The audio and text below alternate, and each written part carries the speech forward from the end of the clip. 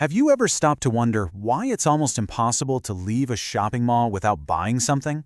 Today we're going to pull back the curtain on the fascinating and, let's be real, slightly manipulative world of how malls are designed to make you spend. Oh, we've all been there. You know the feeling. You walk in with a laser-focused mission. I'm just buying socks. That's it. And then, an hour or two later, you're walking out to your car with like 5 bags, and you just stand there wondering, what in the world just happened? Well, here's some good news for your self-control. It's not really a lack of willpower. That whole experience is actually the goal. It's exactly what they wanted to happen. It's not you, it's the design of the place. And that is the absolute key.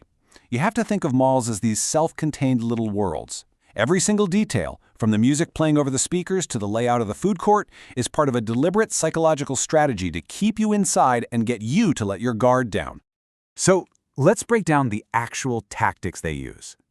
The best way to think about it is that the mall isn't just a collection of stores. It's one giant strategic machine, and its only goal? To make sure you spend way more time and way more money than you ever planned to. I mean, just look at the difference here. Your plan is so simple and focused. The mall's plan, on the other hand, is designed to systematically destroy yours.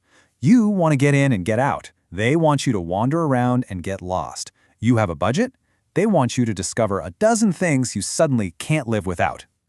And here's how they do it. It's basically a full-on assault on your senses. You know that smell of Cinnabon or perfume that hits you? Not an accident.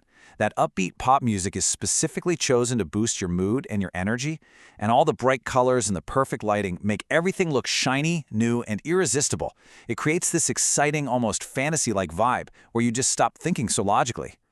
And then there's the physical layout. Have you ever noticed that the big department stores, what they call anchor stores, are always at the opposite ends of the mall? Well, that's completely intentional.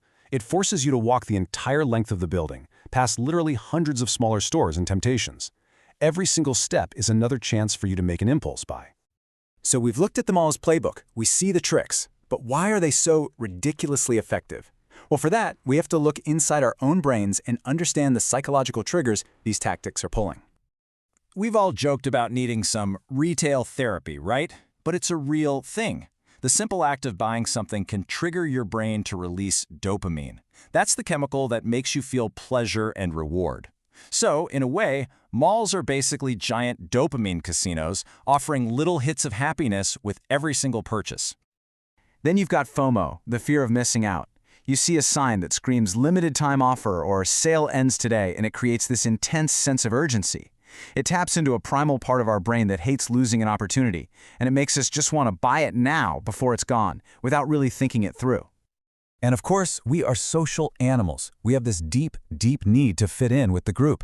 Retailers know this, so they highlight trends and show what's popular. When you see a bunch of other people buying a certain thing, it creates this powerful, subconscious pressure to get one for yourself, just to keep up.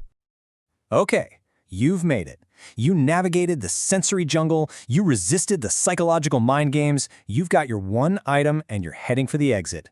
You think you're safe, but now, my friend, you face the final boss, the checkout counter. It starts with such a friendly question, doesn't it? It feels like good customer service. But what it's really designed to do is make you pause right at the finish line and wonder, did I find everything? Maybe there is something else I need. It plants that tiny seed of doubt that you're not quite done yet. Then you get hit with the classic upsell. It's always a cheap, high-impulse item, like candy or a magazine, sitting right there where you can't miss it. The thinking here is brilliant. You're already about to drop $60 on jeans. In comparison, what's another $1? It seems like nothing. And for the final blow, the offer that seems like a no-brainer. Signing up for a loyalty card feels like you're being smart with your money. But it's another snap decision they want you to make under pressure. You commit to shopping there again, and they get your valuable data, all for a tiny discount. So you see what's happening. At the checkout, you've already decided to spend money. Your wallet is literally in your hand. Your psychological defenses are completely down. You are in a yes state of mind. A friendly little suggestion right at that moment is incredibly effective. After hearing all that, it's easy to feel a little defeated, I know, but it's not hopeless. Now that you know the tactics, you can actually build a defense. It's time to win the shopping game. And you know what? Your best defense is incredibly simple. Step 1. Before you even leave your house, make a super detailed list of exactly what you need. Step 2, and this is the most critical part of all, you have to stick to the list. No exceptions, no detours, the list is your shield. So the next time you walk into a mall, you're going to see it with new eyes. You'll notice the music, you'll recognize the layout tricks, you'll hear those carefully worded questions at the checkout. And now that you know the playbook, the real question is, who's in control of your wallet now?